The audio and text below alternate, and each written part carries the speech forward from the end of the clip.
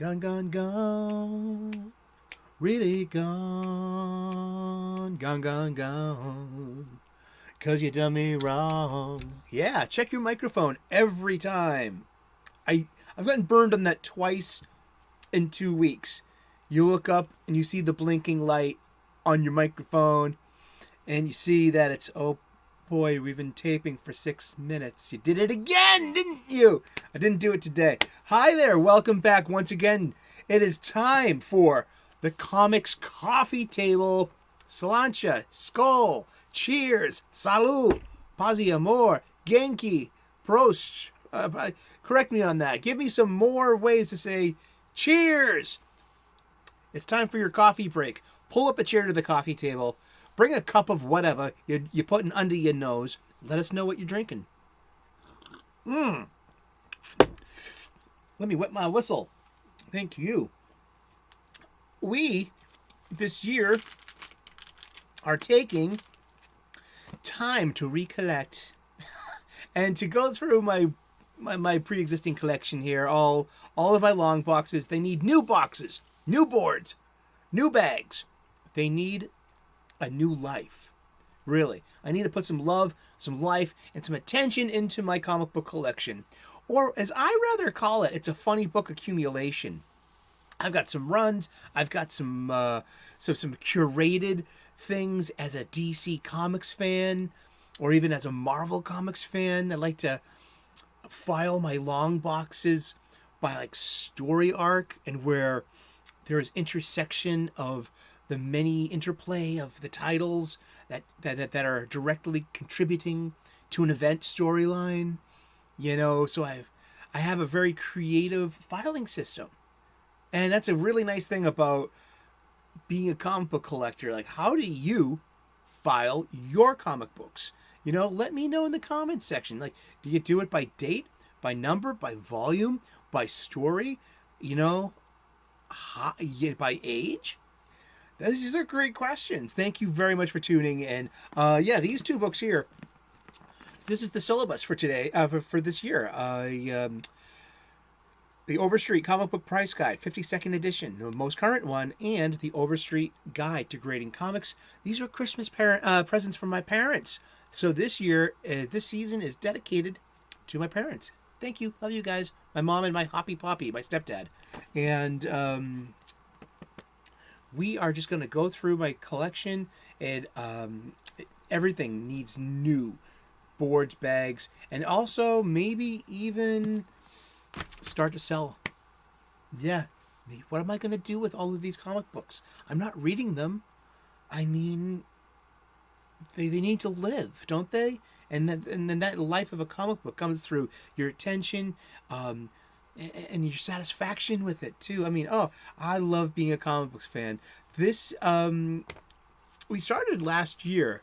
Like, you want to know why we meet at the Comics Coffee Table? We last year used this book. It's a 365 days hardcover coffee table book. It was given to me about 2 decades ago by one of my best friends, and it literally has been surfing my coffee table for about 2 decades. And I thought it would make great content. It did. It prompted lots of comic book shop-style conversations, the kind we wish to recreate here right now with each other in this ongoing conversation. So we proved that we can take time out of our busy day, embrace some escapism, and remember what we love for a couple of minutes a day. Ain't that nice? Thank you.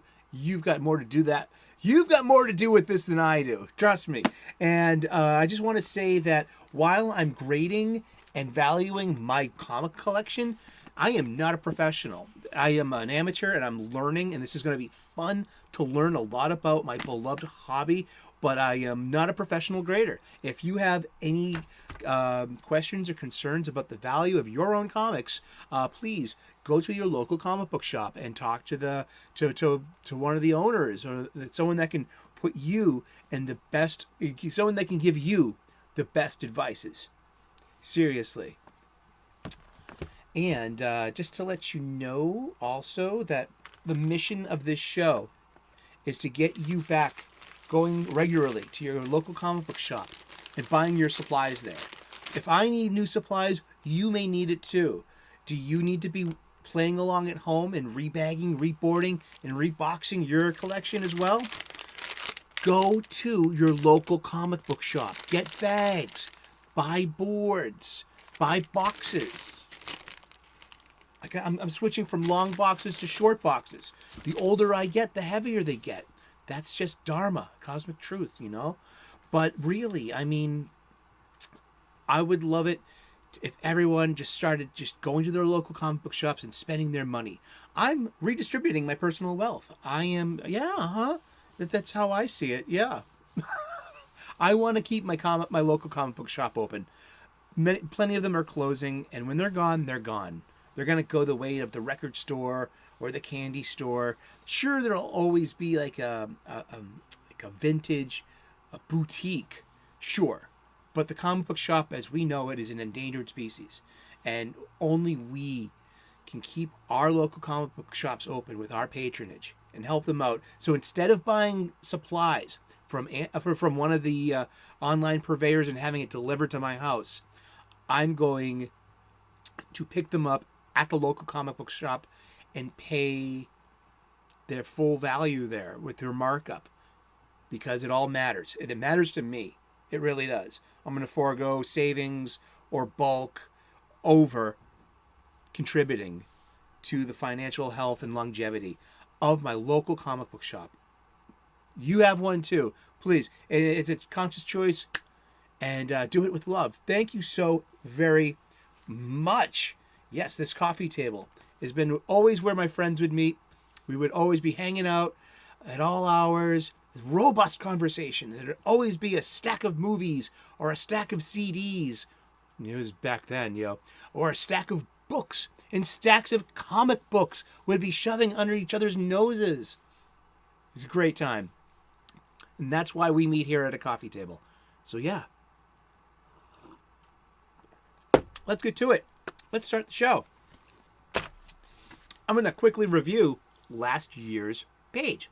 I thought it would be fun, and we've got a ton of new reviewers who may not have seen last year's page. And so this is a good example, just a quick one, of what we did last year and what started this conversation. And people really like this book. This has been like, people have gravitated towards this 2004 Abrams publication, written and curated by Les Daniels and Chip Kidd, photographed by Jeff Spear. There is a link to its Amazon page in the description. You can get your own copy.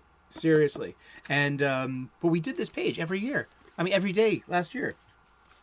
So this is Story and Art by Joe Simon and Jack Kirby from Adventure Comics, issue number 78, September of 1942. We covered him the other day too. The Sandman. We talked about this. He lost his distinctive fedora and gas mask and trench coat for the more conventional superhero look. It's when Simon and Kirby came over to DC, to National, from Timely Comics. Timely Comics later becomes Atlas Comics, which will later become Marvel Comics. They were having a bit of infighting over at Timely about intellectual property they created, and they were there's some legal stuff. So you might have heard of them, called Captain America, that they invented, created 2 years before. Yeah, creator rights. Interesting, huh? But it's Sandman and Sandy the Golden Boy in The Strange Riddle of the Miracle Maker. And what can we see here in this antediluvian art? Remember, these aren't pages from a comic book. These are photographs of aspects of a single part of the page. So this is the inside first page, the splash page. And we've learned so much just about the dynamics and functions of the comic book going along. The Sandman got his start in 1939 as a somewhat old-fashioned hero who wore a business suit and disguised his identity with a gas mask. The second version of the character seen here is closely identified with the powerhouse creative team of Joe Simon and Jack Kirby, actually established before they took over the feature.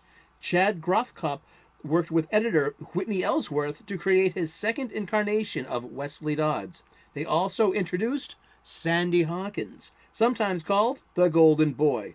Kirby encouraged the idea of associating the Sandman with dreams, a concept that came to fruition in his third incarnation, introduced in the 1990s by Neil Gaiman. Actually, it was 1989. Tough guy. I'm kidding. Well, I'm not kidding. That's just trivia. Yeah, and that was just, that was the book that we did. We did this every day last year. I mean, last year we had a 6-minute and 33-second long video that got 3 views. That means 2 views. 2 of you that are still watching the show. Thank you very much for sticking with us. And me, or actually Pika, in our production team here at our Boston studios. We learned a bunch of things about comic books, and that was fun. It was great. I also suggested you can still find the links to the Amazon page in the description for this. I would also highly advise these 2 books for anyone starting out in comics, from noob to veteran. If you don't have these 2 books, stop, drop, and giggle, and go get yourself some How to Draw Comics the Marvel Way by Stan Lee and John Buscema. I had this when I was a kid. And this is not that copy. I bought this for the show, basically, to remind myself, like, awesome little things, like perspective. How to draw a face. Look, strong punch. What is a strong punch? What is the weak punch? Why is that the best? Why is that the worst? And why is that the weakest? Why is the follow through always, visually stronger? And then perspective, vanishing point, horizon line, things that we take for granted. I mean, this is like, I love, you know what? Here, I always like to say this. I'll use this. That's an example. Here's the funny book. Here's the periodical, the comic book, the magazine. We're always on the outside looking in. This allows us to be on the inside and look out from within the panels, within the construction of this. And also, which is very good too, is Understanding Comics, The Invisible Art by Scott McCloud. It is about art history. It is about it's about Western art, Eastern art, sequential art. When you take 2 panels and put the 2 pieces of art and put them next to each other with the expectation of storytelling, of sequence, and also check it out from like the Japanese way too, from manga. That would be read in opposite. So this man would be putting his hat on. But in the Western way, this man is taking his hat off. Isn't that wonderful? I mean, this is the benefits from and the introspections we get from this book. It's about storytelling. Like, we see how all these panels, and it shows we've gone from 32 panels to 8 panels to 4 panels to 2 panels, and we've told the same story. And it's just about, sometimes it's about brevity, and this is packed full of information. So please, I just wanted to I haven't brought up these books since last year, and I just wanted to remind you about the importance of this. So yeah, from noob to veteran, seriously, these are great. Going through the long boxes. Actually, it was the long box that got moldy that I got to save all the comics from, and I found a bunch of them in a brown paper bag. I forgot about it. Seriously, it's oops.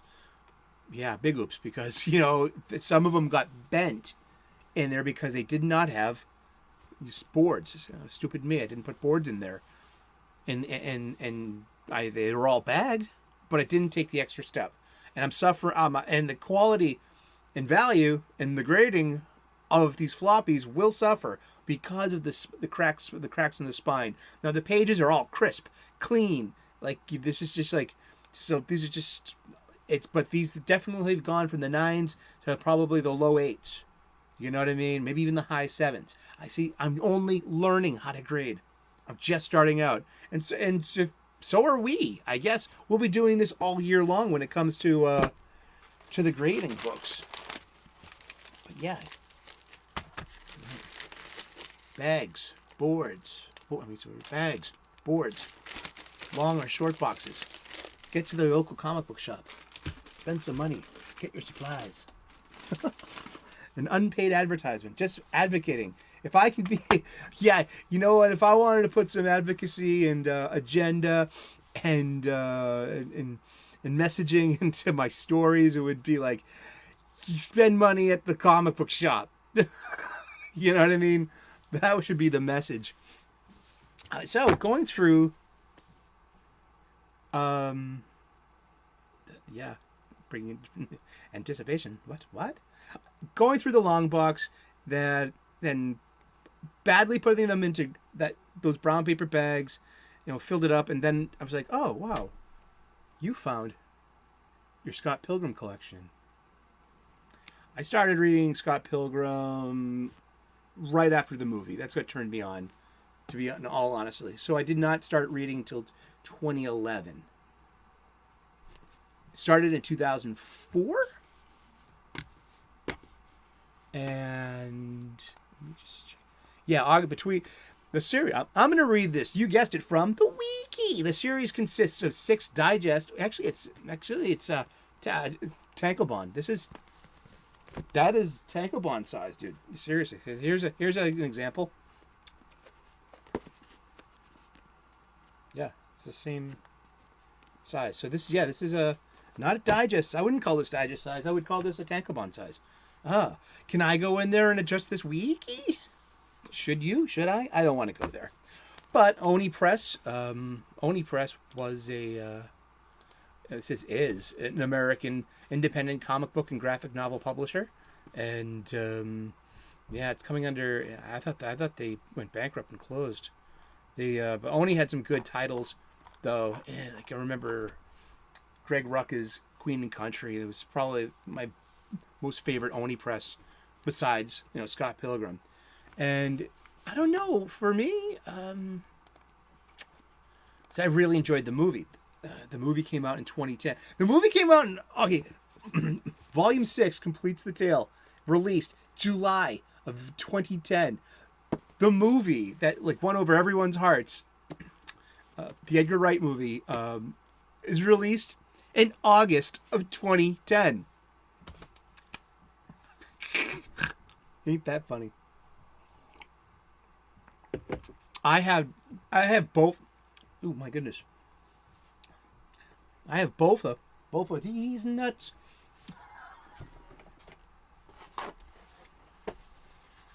I have hot chocolate on my lips.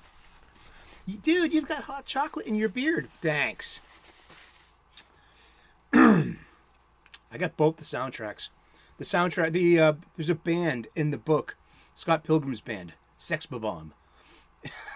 It's great bomb, you know what I mean?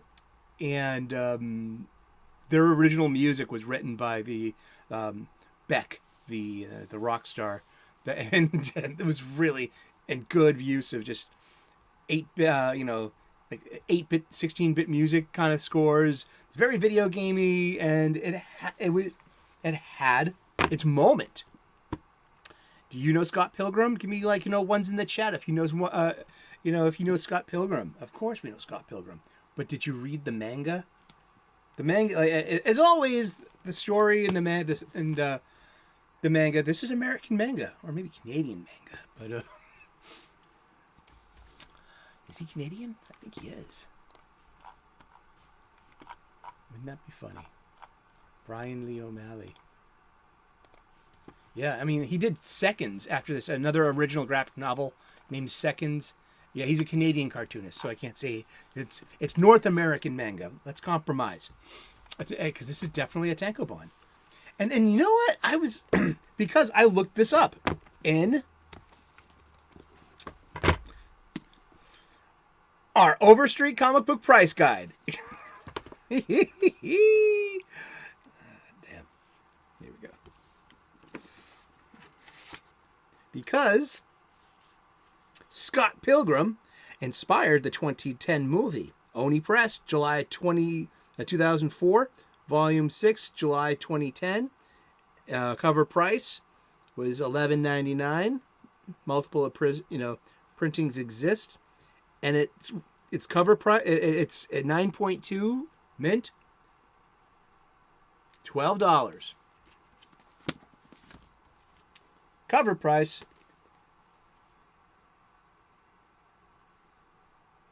$11.99. You you are in focus. I'm not. Gosh darn it, all the heck.